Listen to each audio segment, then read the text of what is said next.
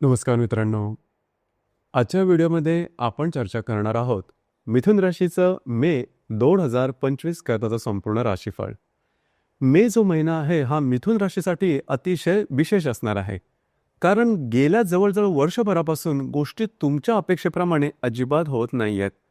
तुम्हाला आजाराच्या संदर्भातले काय अनुभव घेतलेले असतील, जोडीदाराच्या संदर्भातले काय वेगळे अनुभव घेतलेले असतील, स्ट्रेस, टेन्शन, फ्रस्ट्रेशन आर्थिक संदर्भात सुद्धा तुम्हाला जाणवलेलं असेल. अर्थात जो गुरु तुमच्या व्ययस्थानात भ्रमण करत होता हा संपूर्ण वर्षभर अशाच प्रकारचे काही अनुभव मिथुन राशींच्या व्यक्तींसाठी देत होता. परंतु आता परिस्थिती बऱ्याच प्रमाणात बदलणार आहे. कारण गुरु जो तुमच्या व्ययस्थानात भ्रमण करत होता दिनांक 15 मे नंतर तुमच्याच राशीमध्ये भ्रमण करणार आहे. दुसरी महत्वाची गोष्ट म्हणजे राहू जो की तुमच्या 10व्या स्थानामध्ये भ्रमण करत होता किंवा केतू तुमच्या 4थ स्थानामध्ये भ्रमण करत होता. हे जे दोन्ही ग्रह आहेत ते 19 मे नंतर तुमच्या भाग्य आणि 3य स्थानामध्ये भ्रमण करणार आहेत.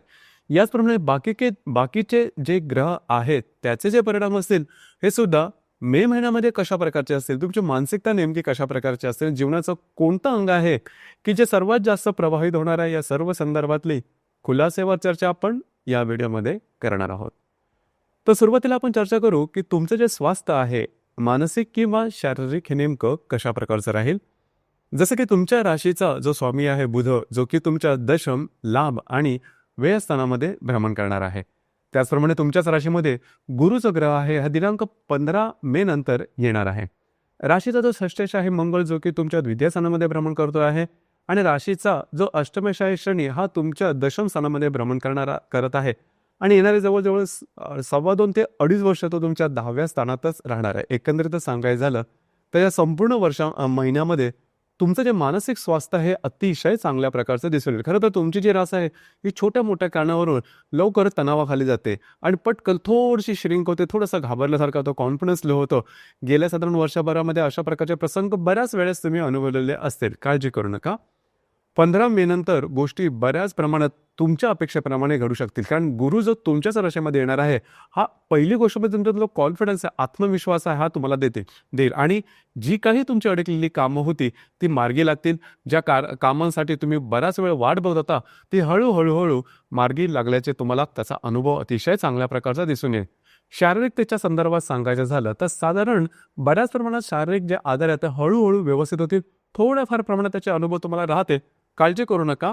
थोड्या दिवसानंतर यापासून सुद्धा तुम्ही मुक्त होणार आहात. परंतु गेल्या साधारण 3-4 महिन्याचा जर का विचार केला तर अर्थातच शारीरिकतेच्या संदर्भातल्या बऱ्याचशा गोष्टी तुमच्या अपेक्षेप्रमाणे होणार आहेत.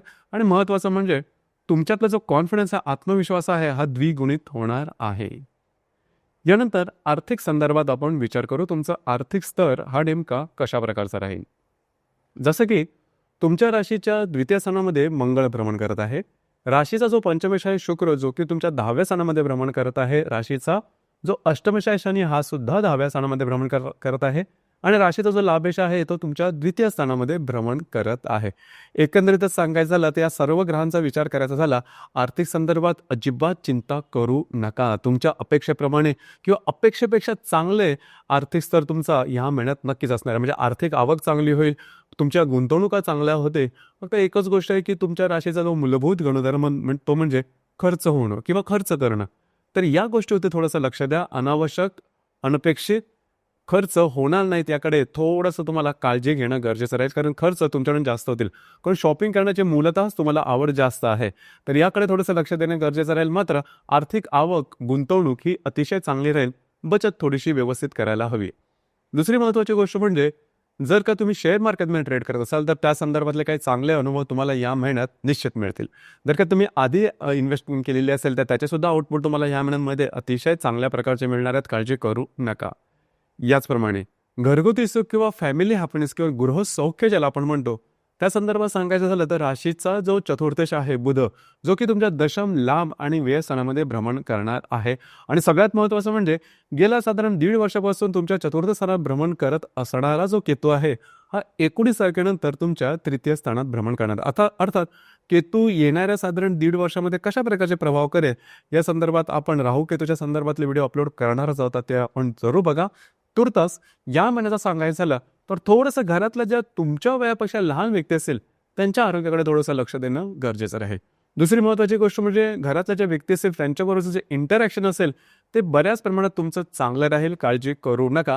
परंतु जो काही ताण तणाव गृहसौख्याबद्दल तुम्हाला येत होता तो या महिन्यापासून हळूहळू कमी होईल आणि संपूर्णपणे नाहीसा सुद्धा होऊन जाईल.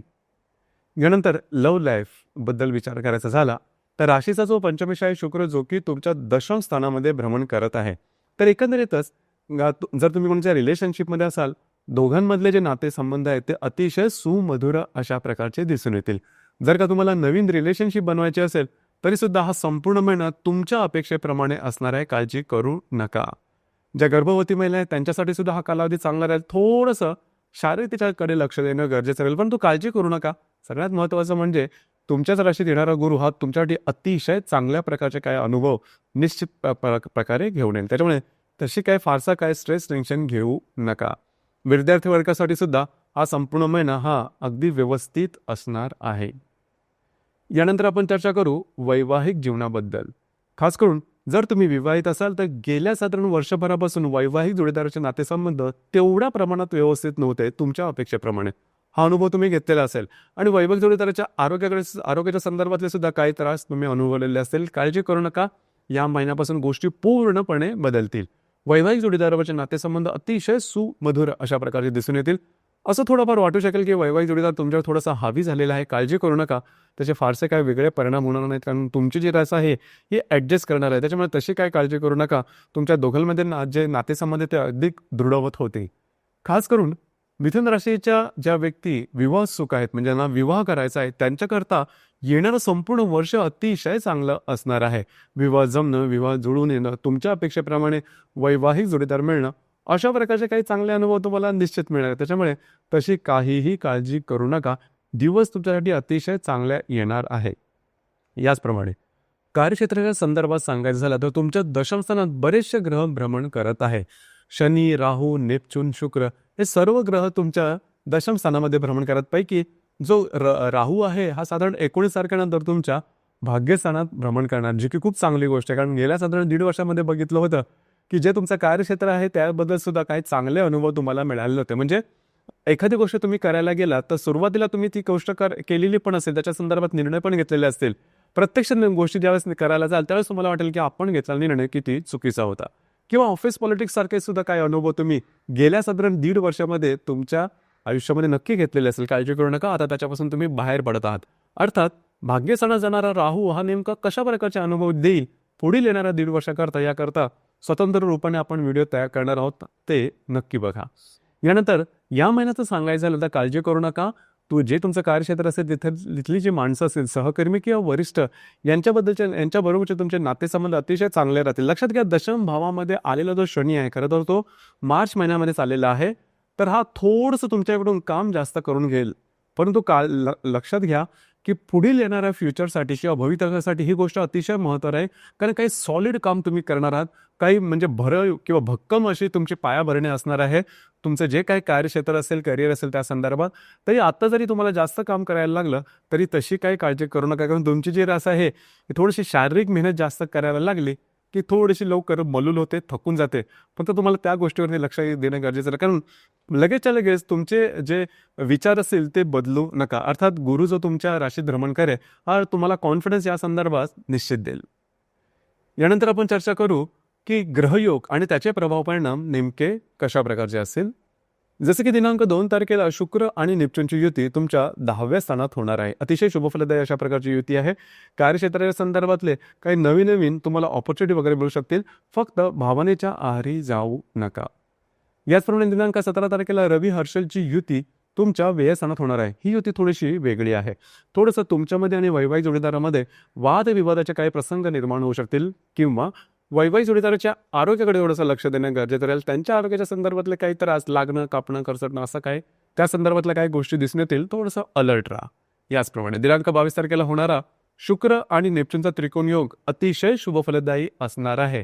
खास करून जे तुमचं कार्यक्षेत्र आहे त्या संदर्भातल्या काही चांगल्या घटना तुम्हाला मिळू शकतील.